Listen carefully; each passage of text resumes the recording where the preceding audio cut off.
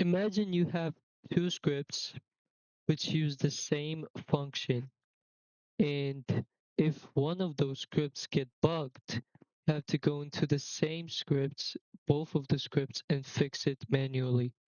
But if you want to become more organized and optimized, you can create a module script which will contain these functions where you can require it for the module script and use the function as it should.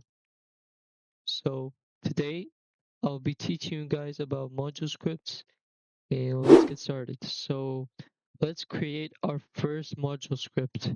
So a module script you can create anywhere. You can create in the replicated storage, for example, here in the folder, or server script service, or even start a character script, which is the local side of the game.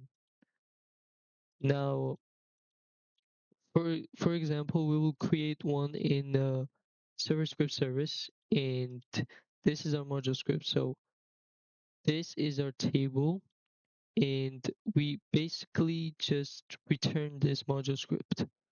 So what I mean by return, so if I require my module script right here, so call the variable ModuleScript equals require. So when we want to use our module script, we need to type require and then the location of our module script. So script.parent, the server script service, and our module script. Now, if we print our module script, it's going to print the table that we returned. So this is a variable and we return it. So that's what a module script does. So look, it prints server and an empty table because that's what we returned. Let me turn this back on. Okay. So now we know that it returns a table, so we can store anything in this table, like coins, 0, speed, 0, speed 15, for example, jump 20, and etc. Whatever you want. So now if we print the module script again, it's going to return this table that we created right now. So let's test it. Open up our table. You can see that we have the coins, jump, and speed. Now what we also can do with module scripts is return a function inside the table.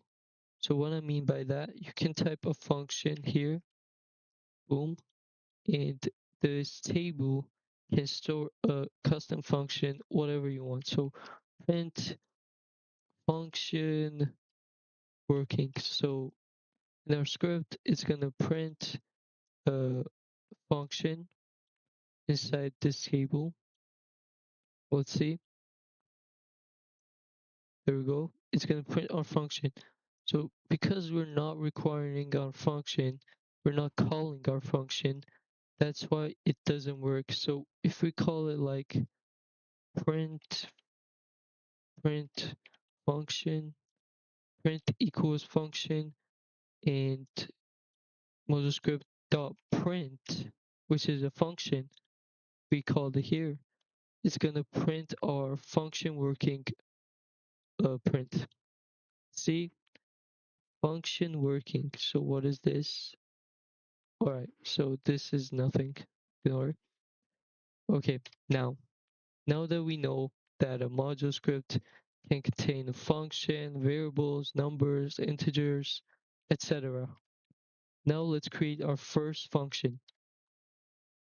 You can create a function like I did, coin add, like this function, boom, and boom. You can create a function inside the table, but for organization, a lot of people like to do function module dot print. This is how we create a function inside a module script.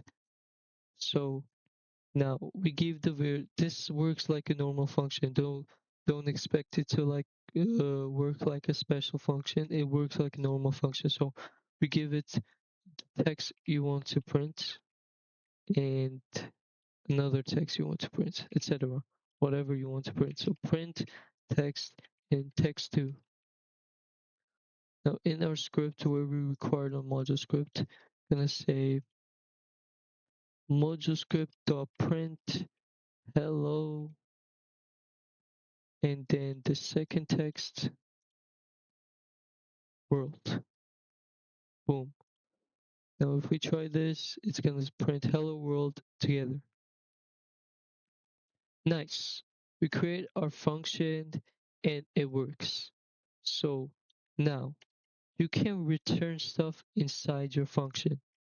So for example, if we return the same as this, it returns something inside of this function. So we return both of the texts and say here local text2. This no one uses, so I'm just creating an example. Hello, and then and then world. And here we're just gonna say print the returned text. So text in the text2. We store the return stuff in the variables. So it's gonna print the same thing. This is another method to print stuff. So that's returning. So nice, it works. We got the returning stuff. Now let's delete our function for now. No, comment out our function for now. To comment it out, you just do this. You just do this. There we go. So we comment out our function. Now what I want you guys to know is that you can also store variables inside the module script. So this is what people commonly use. So if we call this module script like configuration of player, for example. So player, you can call the table anything you want. Make sure you return the same thing though. So player.speed was how many you want.